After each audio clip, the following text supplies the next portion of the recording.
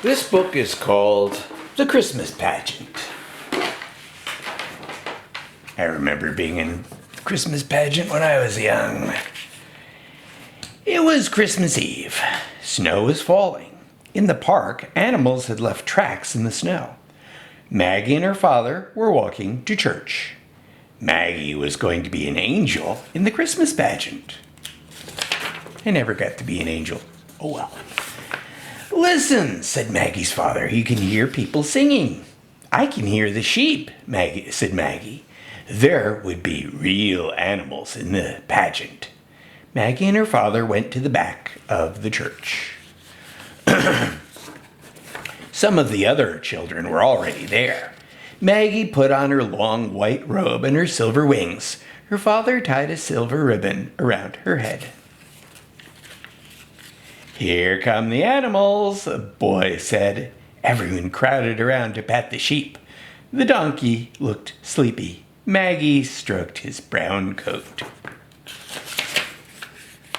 "Quiet, please," said Mrs. Walker, their Sunday school teacher. "The trumpets are playing. It's time to line up. Find your partners." Shepherds bumped into angels. One king tripped on his robe. The littlest angel began to cry.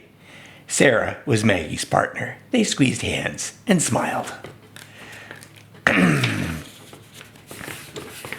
The boy who was playing Joseph led the donkey down the aisle with Mary riding on the donkey's back. Maggie heard a voice, and she brought forth her firstborn son and laid him in a manger. "It's our turn soon," Sarah whispered. The shepherds began to herd the sheep up to the altar. One of the sheep bleated. "Here we go," Maggie said. The angels skipped up to the altar. They stood in a circle, holding hands and singing.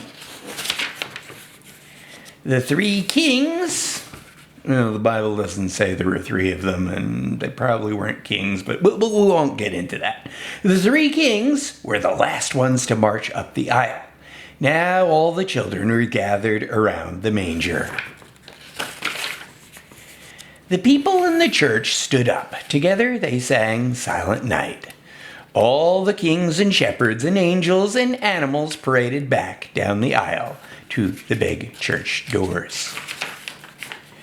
Maggie's parents found her in the crowd. They each gave her a big hug. "Merry Christmas, Maggie," said Maggie's mother. "You are a very special angel," said her father.